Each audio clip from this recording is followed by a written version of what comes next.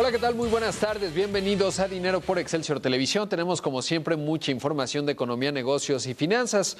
Hoy, el Fondo Monetario Internacional hablaba de la perspectiva de crecimiento económico de México en su World Economic Outlook. En la reunión de primavera se reúnen en Washington, D.C. para establecer cuál es el panorama de la economía global. En cuanto a México, ven un avance de 2.3% el FMI y 3% para el próximo año como consecuencia del mayor dinamismo de Estados Unidos, que a su vez está impulsado por la reforma fiscal de Donald Trump. En este sentido, mencionaba el FMI que uno de los puntos importantes, ya lo hablaremos más adelante, es sin duda los temas de incertidumbre, la elección presidencial en México, pero también el Telecán. Para hablar justamente de las perspectivas del Telecán, me da mucho gusto que está aquí en el estudio Antonio Carranza, un experto con una larga trayectoria en la comunicación. Querido Toño, bienvenido. Encantado. Gracias por estar aquí. Pues, ¿cómo ves el Telecán? Y sobre todo, pues tú hacías un análisis muy sereno y muy oportuno de hacia dónde tendríamos que ir avanzando, sobre todo porque estamos en un escenario de muchísimo ruido, tanto en lo doméstico como a nivel internacional, obviamente con ese personaje y presidente de los Estados Unidos, Donald Trump. Bueno, yo creo que nos estamos acercando al final. Digo, todas las señales nos indican que hay una nueva disposición del gobierno estadounidense de abrir los temas y ser más flexible. No creo que eso signifique que Estados Unidos ha cambiado en su actitud hacia México, que Trump tenga una actitud más amigable, pero yo sí vería que en las próximas semanas un cierre como el de la negociación original, en donde prácticamente los negociadores y los secretarios estuvieron por días en el Hotel Watergate negociando los últimos documentos. Creo que la señal de que estemos llegando al final estaría dada cuando el secretario Guajardo nos diga: ahí les dejo el changarro y me voy unos días a Washington, porque la cosa ya se va a definir. Así es, y sabemos que el jueves habían planeado ya reunirse Robert Lighthizer, el negociador de Estados Unidos, Chrystia Freeland, la ministra de Exteriores, que es la que representa al gobierno de Justin Trudeau. Ahora, ¿cómo entender, digamos, la volatilidad que está experimentando Estados Unidos? Fue muy interesante porque después de su mensaje el presidente de la República, en donde le decía a Donald Trump: si quieres expresar tu frustración, no la expreses con los mexicanos, uno pensaría que iba a reaccionar muy fuerte Donald Trump, pero tiene tantos frentes abiertos con el tema China, con el tema doméstico en cuanto a Siria, pero también en temas domésticos e incluso legales en su contra, pues no ha respondido hasta el momento y parecería que ha decidido por primera vez en su vida ser estratégico y no abrir un frente más con México. ¿Cómo enfrentar este momento complicado? Sobre todo por también nosotros tenemos lo nuestro en el panorama electoral. Mira, yo creo que buena parte del cambio de actitud del gobierno de los Estados Unidos y del presidente Trump está ligado a cuestiones internas. Y creo que es una buena señal, porque un presidente tan errático en su comportamiento como el presidente Trump ha mantenido cierta actitud hacia el Telecán en las últimas semanas, que son muy congruentes. A pesar de que ha dicho, bueno, si no nos gusta nos vamos, o tengo todo el tiempo del mundo, la verdad es que la dinámica interna lo está llevando a ser mucho más flexible y a no meterse en ese terreno. La parte de la migración es otra cosa, el muro es su tema, pero esta parte sí está acotada por intereses internos, por grupos que tienen importantes, que tienen algo apostándole al Telecán, por gobernadores, por senadores que ven hacia adelante las elecciones de noviembre en Estados Unidos y dicen: si esto no lo cerramos y damos certidumbre, estamos abriendo la puerta para que muchos de mis votantes se van del lado demócrata y perdemos el Congreso. Y eso es lo que más le interesa a Trump: mantener el control. De hecho, leía la semana pasada la transcripción de la reunión que tuvo el jueves con legisladores y que estaba allí su gabinete, y algo que me llamó mucho la atención, no fue tan destacado, pero fue que decía: tápense los oídos, le decía a su equipo, porque yo me podría salir del Telecán, pero habla mucho de esto que mencionas, la presión que está recibiendo de su propio equipo y, por supuesto, de su partido. No es una buena señal para él que Paul Ryan, por ejemplo, el líder de los republicanos en la Cámara de Representantes, el arquitecto o el que habilitó la posibilidad de que la reforma fiscal saliera adelante, pues que haya renunciado, ¿no? Porque algo está viendo Paul Ryan que no se ve muy alentador para un presidente que va a unas elecciones intermedias, pues con un índice de aprobación en ascenso, pero también muy cuestionado.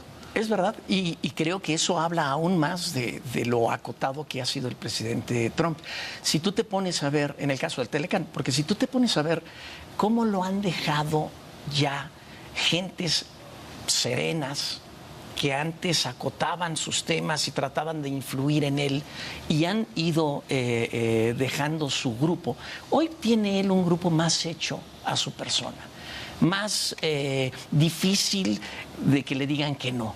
Y sin embargo en el Telecán hay cierta consistencia en que no es tan errático.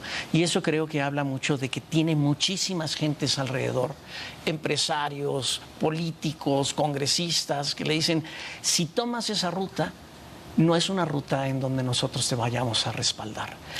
Y ¿sabes qué? Destacaría incluso al propio Robert Lighthizer, que ha sido un factor, digamos, muy proteccionista en la agenda, el arquitecto de la guerra comercial que se está empezando a dibujar con China, pero que Robert Lighthizer es un hombre muy inteligente y sabe que abrir dos frentes con sus socios del Telecán, sus tres principales socios comerciales, y al mismo tiempo con China, no sería sostenible en el tiempo para Estados Unidos. No, y tampoco con Europa en todo el tema de aranceles de acero y de aluminio y lo que pudiera venir. Entonces, creo que también una persona como Lighthizer o Wilbur Ross le dicen, oye, pues tampoco tenemos tanta gente para negociar o tampoco tenemos tanta gente como para pelearnos con todos. Tenemos que ser muy racionales en los recursos. Y el tema del Telecán deberíamos de hacerlo a un lado, ponerlo en otro carril. Las cosas ya están hechas en el Telecán. Estoy seguro que los documentos finales tienen aquellos corchetes en donde nada más es cuestión de meterle ciertos números y ciertos conceptos, pero estamos a unos cuantos pasos de que aquello que ya se ha venido trabajando por todos los grupos pudiera ya tener la bendición. Y creo que son buenas señales para nosotros. Creo que también Estados Unidos está preocupado por una elección poco convencional en México. No saben qué pueda ocurrir después. Lo que ven y lo que leen en términos de declaraciones que impactan al sector privado o a la inversión es algo que les preocupa. Entonces dicen, oye, démonos una herramienta de certidumbre. Y el Telecán hoy vuelve a ser ese elemento de los años 90 en donde se decía, las reformas del presidente Salinas tenemos que engancharlas, que tenemos que asegurarlas, porque no sabemos qué pueda pasar en el futuro. Y hoy el Telecán se convierte en ese nuevo instrumento en donde digamos, no sé qué pasa después del 2 de julio, pero tengamos un Telecán que sea difícil de denunciar. Y yo creo que el Telecán, gane quien gane, continuará siendo una herramienta de crecimiento para México. Y eso te quiero preguntar, tú obviamente tienes una gran experiencia, estuviste pues metido en la negociación anterior, en ese 1994 cuando entró en vigor, pero el periodo previo. Digamos, ¿cómo lo ves comparado con el día de hoy? Sobre todo porque hay un cambio importante. Los factores, digamos, que se oponían en ese entonces, hoy parecerían no oponerse. Estoy hablando de sectores de la izquierda, etcétera. ¿Cómo se ve ese México de 1994 cuando entró en vigor con el México que hoy tenemos en términos del Telecán? Yo creo que en términos del Telecán es hoy algo mucho más defendible. Cuando nosotros negociamos el primer Tratado de Libre Comercio vendíamos espejitos, era puro aire.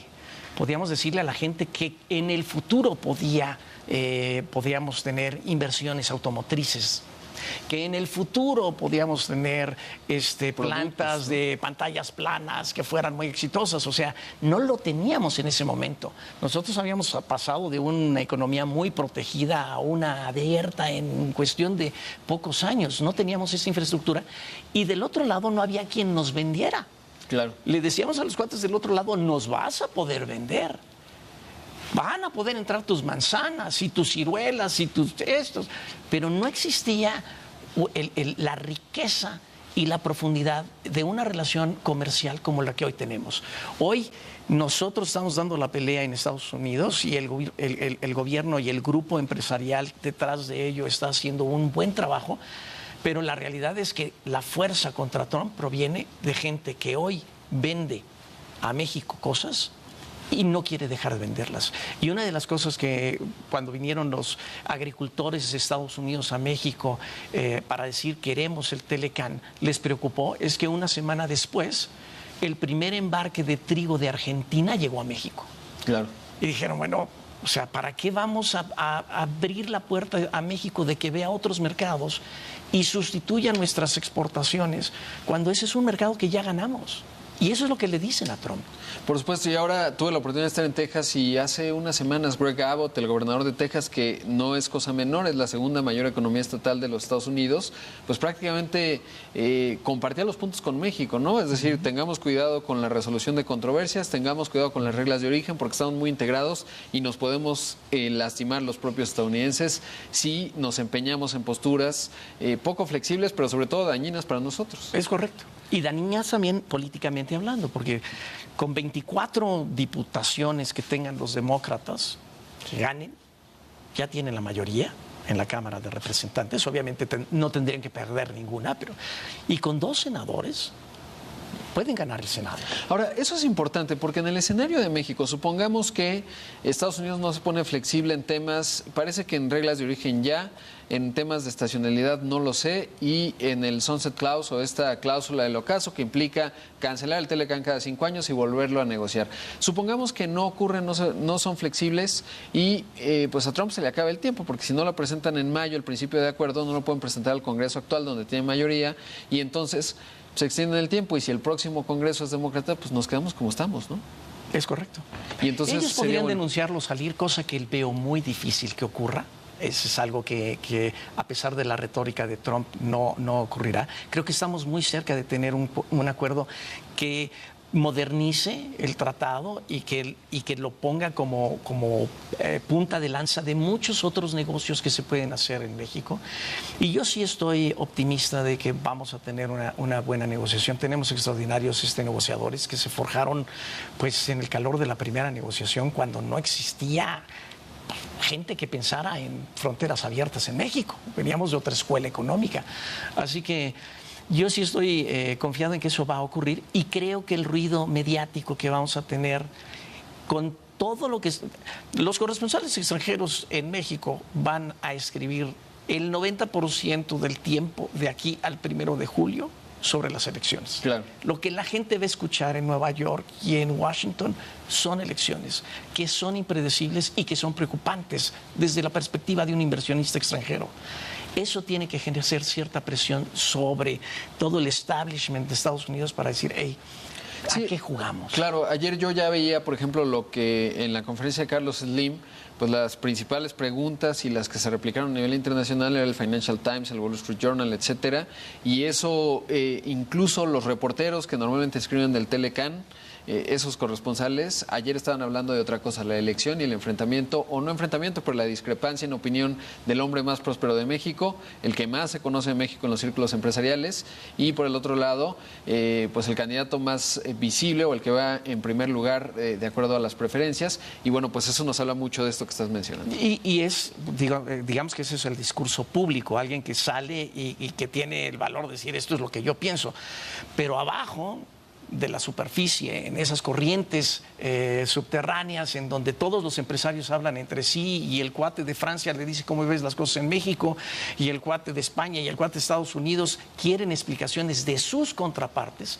Lo que estos empresarios están escuchando fuera de México es algo que los perturba y con mayor razón regresan y dicen, a ver, tu gobierno me tienes que dar certidumbre sobre lo que yo voy a invertir y lo que estoy comerciando con México, y la certidumbre viene del Tratado de Libre Comercio. Así que me gusta tu retórica y la puedes utilizar internamente para lo que quieras, pero yo quiero tener la certeza de que este instrumento sigue operando en México para yo poder vender y beneficiarme. Y es lo único que les interesa. Y si eso les interesa y nos ayuda a nosotros para atemperar los impulsos del presidente Trump, qué extraordinaria corriente de opinión la que se está formando. Sin duda, coincido contigo y además recordando aquel fatídico año convulso en lo político para México y en muchos temas, 1994, pues el rescate de Bill Clinton que lo sacó de su manga fue gracias a que ya estamos en el Telecán, porque de otra forma pues quizás no habría sido tan costoso dejar irse a México a donde quisiese ir y esa interdependencia finalmente también nos ayuda desde afuera, ¿no? Y yo no estoy viendo el Telecán en el debate, Rodrigo. La verdad es claro, que hay otros temas más. Sí. Pero no es algo, ni siquiera en lo positivo, porque cualquiera de los candidatos pueden decir, yo quiero hacer del Telecán un instrumento de desarrollo para esta región. Yo a través del Telecán voy a desarrollar un México que tenga un impulso hacia la informática o hacia la tecnología de tal área o hacia la aeronáutica o lo que sea. No lo han tomado ni positivo ni negativamente, pero yo creo que es un tema que va a salir en las elecciones, en toda la campaña electoral, y va a ser algo que nos haga ver a un México diferente. Quien agarre la bandera del Telecán y diga, a través de esto voy a construir un México de beneficio para muchas familias que han quedado relegadas del desarrollo, creo que tiene una gran bandera y creo que puede ser muy atractivo para mucha gente. Sin duda, es un capital político que está listo para ser recogido y vamos a ver, Celita, porque además los discursos de, por lo menos el de José Antonio Meade y Ricardo Anaya, pues están alineados, digamos, con ello, pero no lo han recogido, como muy bien mencionas. Querido Toño, como siempre, un gusto platicar contigo. Gracias por estar aquí. Gracias a ti, Rodrigo. Vamos a hacer un corte, regresamos con más aquí en Dinero por Excelsior Televisión.